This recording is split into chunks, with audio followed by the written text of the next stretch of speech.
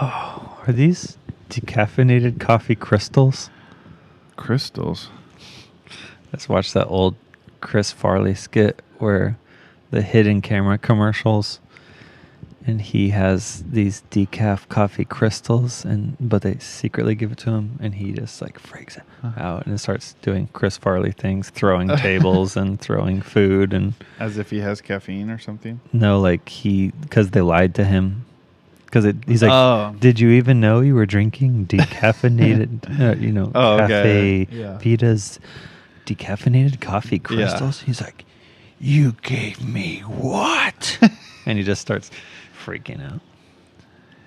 Okay, one of the things I think about sometimes is how much sugar. Hey, your microphone. I thought we were turning it off. No, I decided it was okay if we're up. Yes. Gotta keep it up. How much sugar I grew up on. So I think about Kool-Aid. how you and Julia could have pop in the house. So it went like this. Me, sugary cereals, and other things, which I'll get to in a second. Mm-hmm. Then it went to graduated to you. You could have like candy in the house, like Airheads and stuff, and fruit snacks and I didn't have Airheads on hand. That was if we went to the grocery store. Yes, you did. If we went to the grocery store. No, there was that tub of Airheads. What? You got the Airhead tub. It must have been a special occasion. A giant tub occasion. I don't All the remember way. But you didn't have pop in the house, right? No, that was special occasion. Exactly. All the way to Julia, who can have pop in the house and now is addicted to it, and even made Pepsi like a center point of the wedding reception. Brought to you by Pepsi. And okay, that being said, my diet was like all sugary stuff. Kool-Aid. Yeah, I just think about how much Kool-Aid we had, number one. But we also made it less sugar than the recipe. Yeah, half the sugar from the recipe, but still Kool-Aid all the time. That's what we drank. Yep.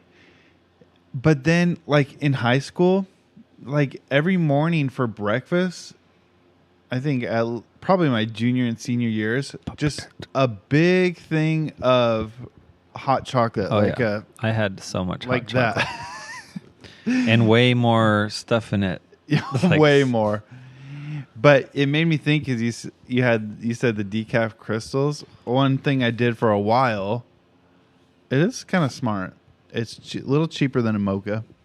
You do that, and then you take the coffee, the crystals. What is that called? Instant coffee. Yes. That's what it is. And then dump. Was it Starbucks Via or was it like No, the cheap no, yeah, Nestle coffee crystals? It's cheap. It was like Folgers, Yeah.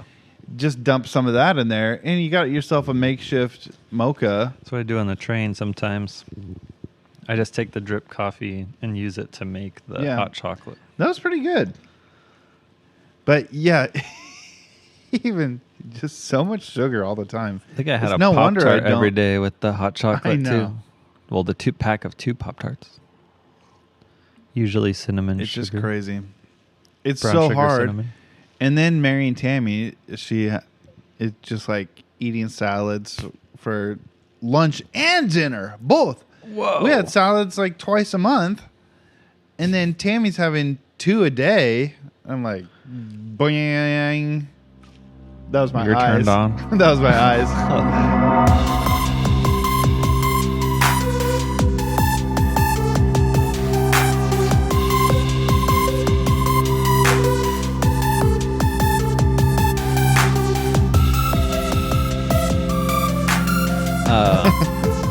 Lauren sent me a TikTok the other day, and it was like families who use the jar of minced garlic versus real garlic. And I was like, I don't even know if my family cooked with garlic. Yeah, probably not garlic. Garlic powder. Yeah. granulated garlic crystals. But Poppy used a lot of garlic because he had garlic growing in his garden. Well, he wasn't around after I was 4. Hey. R.I.P. a legend. R.I.P. to Poppy. And it's not P-A-P-I. It's not Big Poppy. It's P-O-P-P-Y. And I don't know how that came about. That's just one day a toddler calls you Peepaw, and that's what you're known by for the rest of your life. It's I think I asked before. I think it's a family mystery. It just became that. It couldn't have just became that though. Puppy. What were we gonna say? We were talking about eating things. Sugar, salads, Lauren. garlic. Oh, garlic. Oh yeah. So the other day, Landon's like, "Oh, I need some salt on this," and when he goes out with Mike and Kay, or when he spends time over there, or with Melanie, he's like, "We need to put some." Then he comes back and he's like, "Oh, we got to put salt on this. It needs some, whatever." I don't think he totally knows what he is even saying. Yeah. But because a lot of old people put salt in. Exactly. So I was trying to explain to him sort of the history of like foods and how our family comes from like our side of the family and Tammy's side of the family comes from a line of people, a culture that just doesn't have flavorful food. Yeah. Traditionally, it's like whatever food their culture developed, it was just not very flavorful. So all of a sudden putting salt on your meal is like, oh my gosh, this all of a sudden has flavor now. Yeah. It's like ours was like very or like, black pepper. It's too spicy. Ours was like very southern, not like southern like barbecue, but like southern. No, I think they're more northern. I think they're English, Irish, Germanic. Ours? Our family? Uh-huh. Oh, ours was just like a lot of casseroles and I don't even know. Yeah. So anyway, I was trying to explain to him, and there's so much salt in food because we have so much. We prize, food staying on shelves over, right? Fresh preservatives. So, anyways, there's so much salt in our diet already. We don't need to add salt. Mm-hmm. If you need flavor to your food, add stuff to it. Right. Different ingredients, different spices, different blah, blah, blah, blah, blahs. Right. And speaking of update, I decided to do what I said I was going to do, and I had some savory pancakes. Oh, yeah. And I was thinking about doing potato pancakes because you said that, but because I didn't want the oil, I guess, but what I ended up doing still had a lot of oil, so olive oil. Yeah. But I had this thing. It said it was Greek, but it was basically just like, honestly, Mediterranean.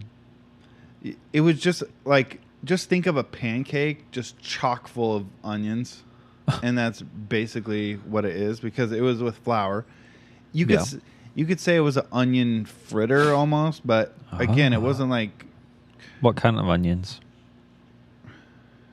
Sweet yellow onions. A yellow onion. Green scallions. A bunch of scallions. Some chives. I decided not to go too crazy. I just left it at that.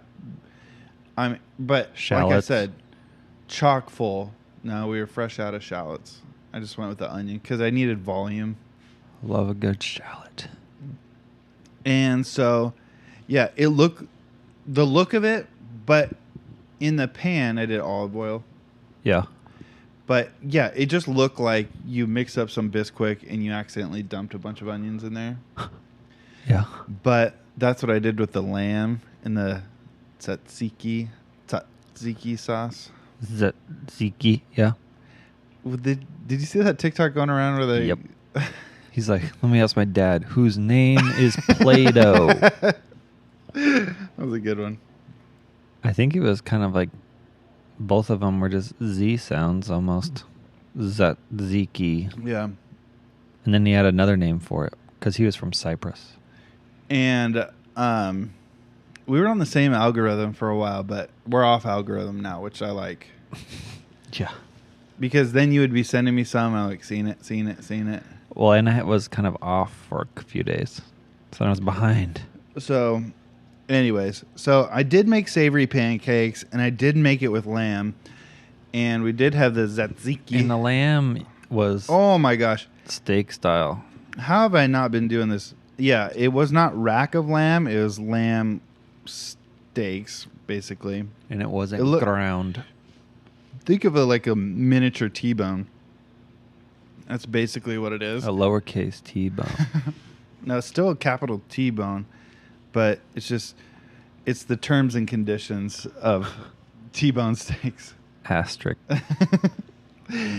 And anyways, they're good. But I had just never done this before because I was lazy.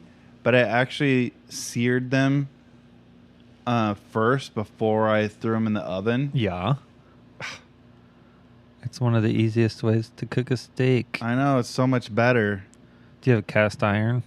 No. Because then you can just throw the whole pan in. You know what I did? I just had speaking of casseroles, I just had like a casserole dish. Yeah. And then Did you put anything in there? Like a parchment paper. Pat of butter? No. So you can do that too. I just put parchment paper, boom. Well, it only cooks for like 6 minutes or something. Right. So I was like, let me just throw it in there. And what else you can do is you sear it and then you just butter baste it on the pan until it reaches its internal temperature desired. Well, with anything with a bone in it, it's kind of funky. Because you really gotta.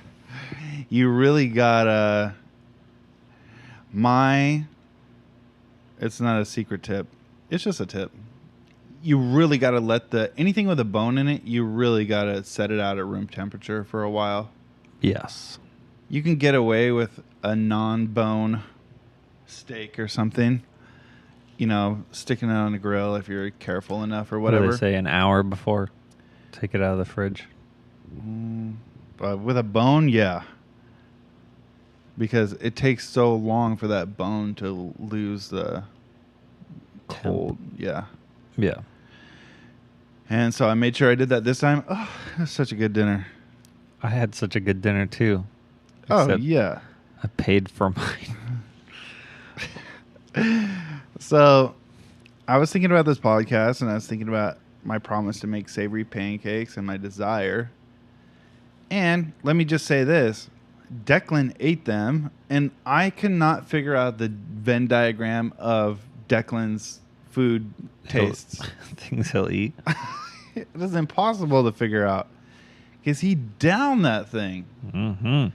But anyways, so yeah, I'm fulfilling my promise to make a savory pancake, and just for something to do. And then I text Will, hey, got this going on. Got my lamb ready. And what did you have? Venison. Goose? Oh, that was venison? Lauren had goose. Oh, yeah. So dry-aged goose. Will sends me this picture. This one? Yes. And the picture, it looks like Gordon Ramsay came over. And I couldn't figure out because I don't know. Well, now I see the background is more restaurant-y. But for a second, it was the house. Yeah, for a second, I was like, "Is this his house?" But then I was like, "Oh wait," I was like, "I've been there. That's not what it looks like." I don't have a QR code on my table. Yeah, the QR code gave it away.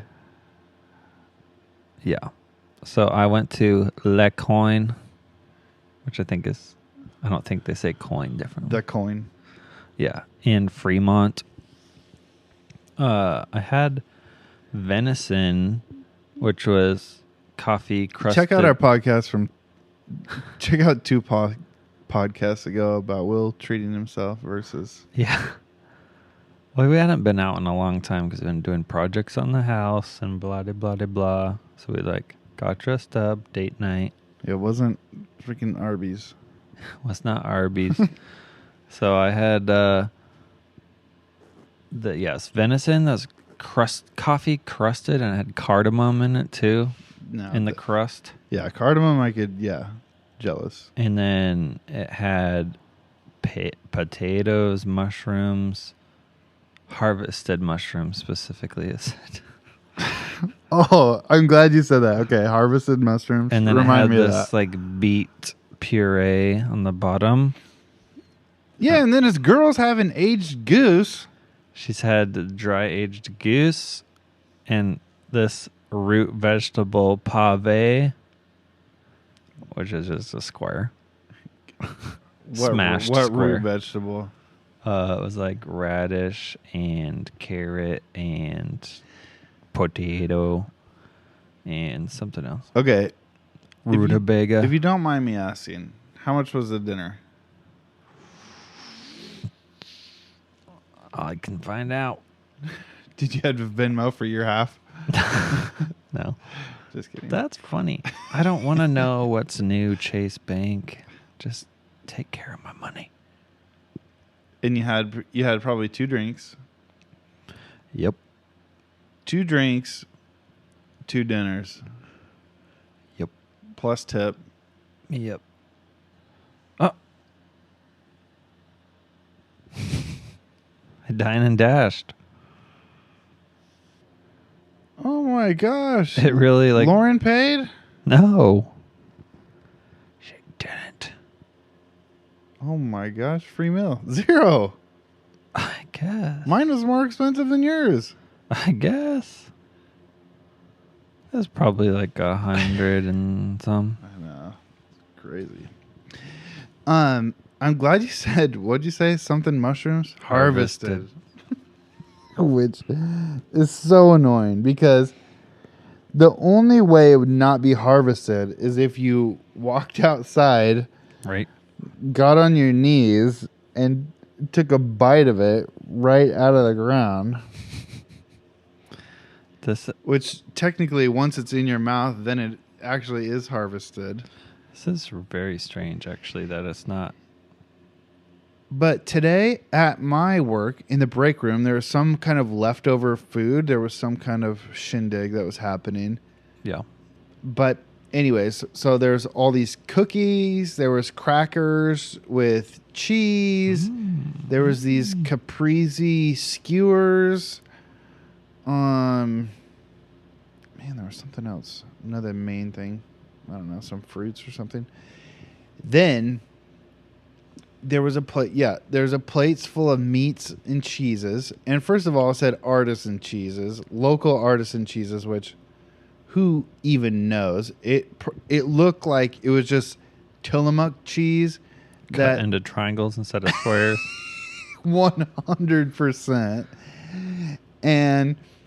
But then the thing that annoyed me most of all was they said cured meats. They said local artisan cheeses and cured meats. Mm-hmm. As if they were going to put slices of raw meat on a plate or something that we had to cook ourselves. Oh, here's some cheese and a bloody slice of ham or something like that. It's like cured meat. Yes. Do I love prosciutto? Yes. And do I know it's cured? Yes. I'm not, I'm not under the illusion that this is somehow ground meat shoved in a tube, uncooked, and then sliced for me to eat raw. Mm-hmm. They're just trying to make it sound fancy by saying cured meats. And that kind of stuff bugs me. Because you feel like it's a falsehood. But then I was thinking, since I knew we were going to podcast tonight, then I was thinking, but we dropped some fancy words on here, and people could say, why do you choose a fancy word instead of a Yeah, why do you? not fancy word? I do remember this one time. Somebody asked me, I said a quote unquote fancy word. And and then somebody says to me like, well, why'd you say that fancy word when you can instead you can just say blah blah blah blah blah blah blah blah blah blah blah blah blah blah blah. It was like 2 sentences. I was like, because in one word I can say those 2 sentences worth. Why say many word when few word do fine? I like the meme where it says the guy's buying a car. It says cargo space, and he says, "No cargo road. Cargo road, yeah. Car no go space. Cargo yeah, road. car no go space. Cargo road." Classic. Classic. I really think I got a free dinner. You might have. I wonder what happened. Do you remember giving them your card? I think so. Yeah, I think so. The guy was nice. You don't think you're a fugitive? I even got I got it like an email because I did an email reservation, and then I got an email afterwards. It was like, "Thank you for your visit. Rate your visit." Blah blah blah. It better be 10 out of 10 now. Keep coming back with service like this. Maybe it's because I winked at the waiter. Oh, No, I didn't. Pick one for me. Actually, tell me what the choices are. Okay, we have a new holiday pack for 2022. 2022, Truly's first holiday pack. We have Pear Martini. We have Crayon Orange Sparkler. We have Holiday Sangria. And Berry Bramble. Oh, I think I was going to try the pear martini. I think you were going to try that as well. I have another word thing that's a current event thing that's been bugging me. Was it a colloquialism? It's not a colloquialism, but it's actually in that realm a little bit. If we want to talk colloquial usage, but this is worldwide, so it's not really colloquial, but you'll understand what I'm meaning for a second. And I'm going to set it up this way. Not surprised. I'm going to get there in a roundabout way. Not surprised. Okay, for the uninitiated, I'll have to fill you in, but Will, you remember the sloppy wet wars of Yes. whatever, 2000 or whatever? Someone wrote a song. Someone made the song more popular, but changed one line. Yeah, so there was a Christian song, a church that you sing in church, and it's How He Loves, and it has a great line in it. How's it go? Heaven meets earth like... No. What's the... God... God bless USA. No. How does it get to the hurricane line? I forget the Keep word right talking before about that. it, and I'll... That line where it says, he is a hurricane. He's jealous for me. He loves like a hurricane. I Okay. am a tree. Loves like a hurricane. I am a tree bending beneath the weight of his wind and mercy. What? That's one of the best Christian song lines ever. But then he comes in with one of the worst Christian song lines ever.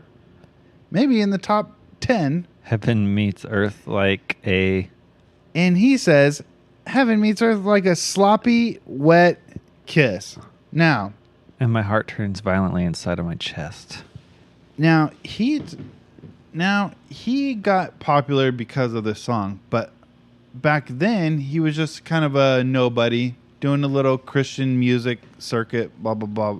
I mean, not even circuit, just a little local worship guy, and he had written some songs, blah blah blah blah blah. Singer-songwriter-esque. And yeah, and the deal is like his friend died, I think. and he wrote the song like that night. Oh. On the original, that actual original recording of the song is very moving. He's like crying by the end of the song. And it is kind of like powerful to listen to because it is a good song. Except for with a gigantic, you know, a gigantic black hole sized, you know, error in the middle. Yeah. And because he wrote Sloppy Wet Kiss in there.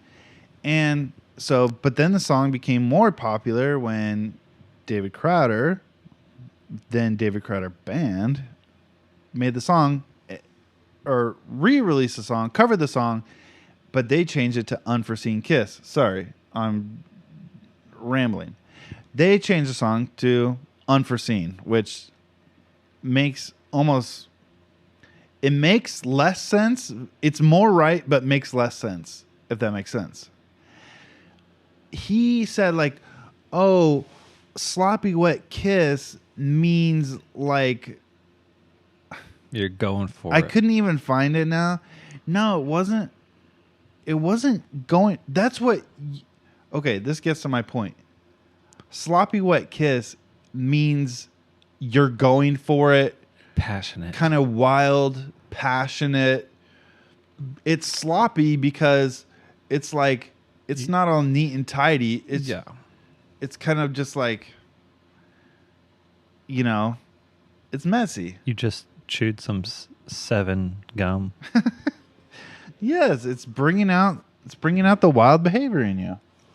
And that's a sloppy wet kiss. But he tries to say, no, but my version of sloppy wet kiss is like, it comes from a depth of love that's so deep and it's like, you can't just change the meaning of the words to say like, when people say this and it bugs me, when people say, but that's not how I use it. Yeah. Man, that's not how I use it with my friends. That's not how I use it. And it's like, okay, but that's not what the word means. I'm okay with you using it a different way, but you have to know that everybody else thinks it's this. Yeah. When you think it's that. And so you can't get upset, which this guy sort of initially did. Like a British person coming to England and asking for a rubber. But they want an eraser. Oh, or you gotta be up with the lingo.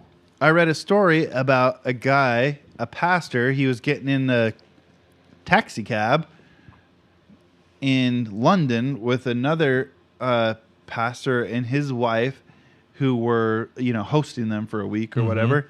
And he said to the wife, "Scoot your fanny over." Ooh.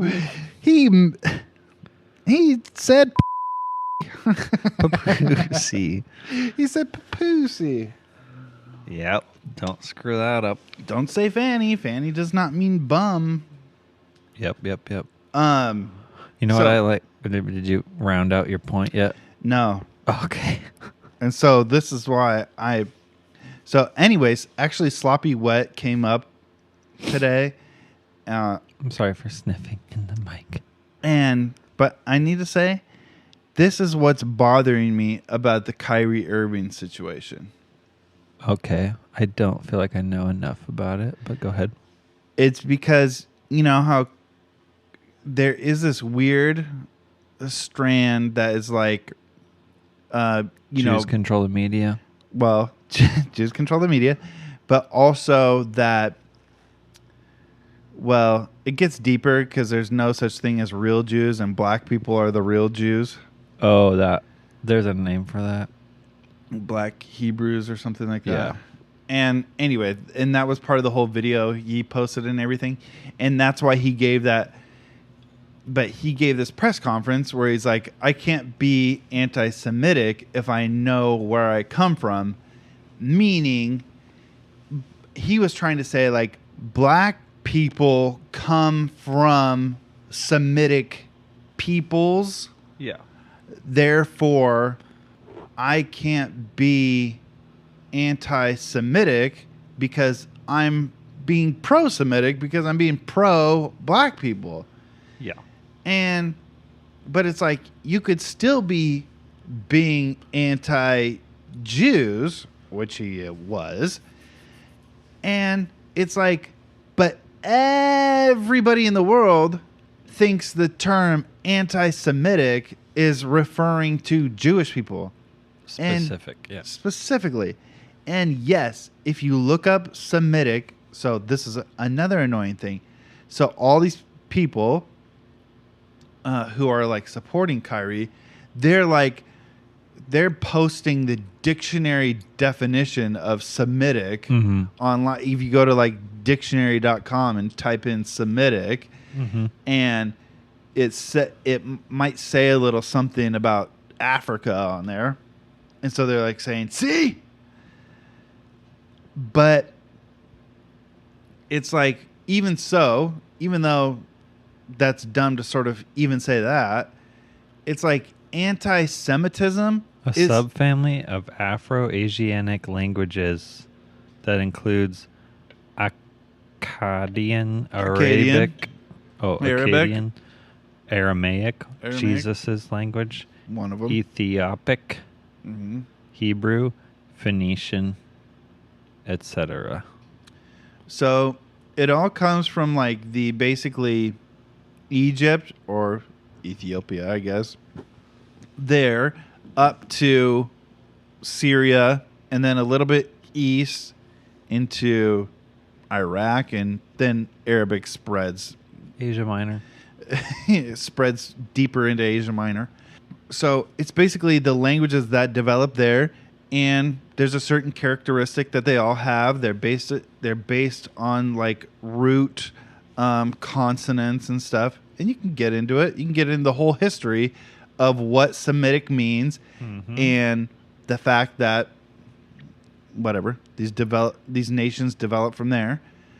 And don't forget, Egypt is part of Africa as well.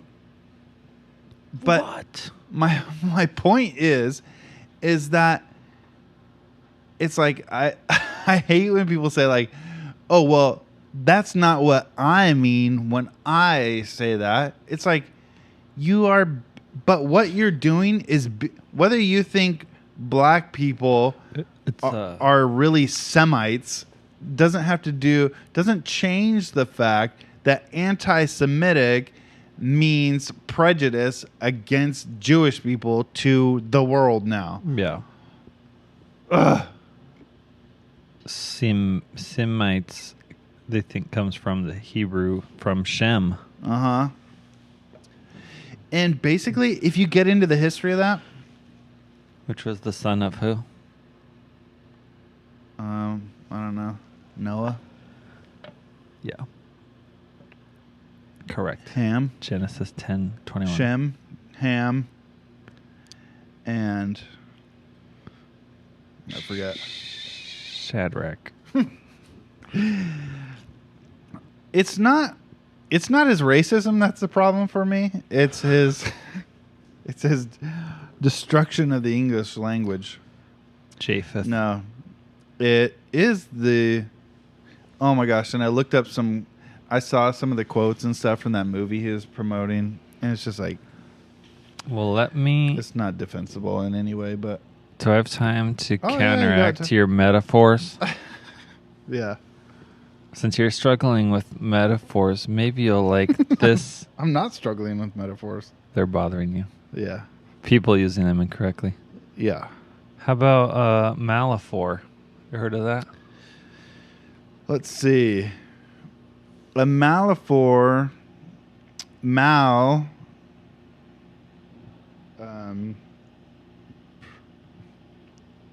would be how would you say that? Like maladapted. It's not adapted. Malaphor would be an attempt at a metaphor, basically, that does not two situations that do not coincide something to each other. Right. It's a mixture of two aphorisms, idioms, or Aphorisms? cliches. Uh-huh. It's a blend. The term malaphor is a blend of malapropism and metaphor, coined by Lawrence Harrison in the Washington Post article Searching for Malaphors, August 6, 1976. And what's it mean? It is a informal term for a mixture of two aphorisms, idioms, or cliches, such as the Iraq. I can read him like the back of my book. Which is, read him like the back of my hand. Okay, so not what I said.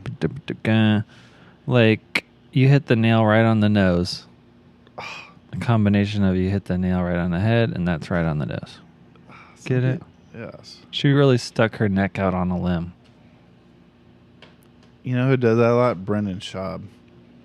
He probably does it on accident, though. Yes. Brendan Schwab.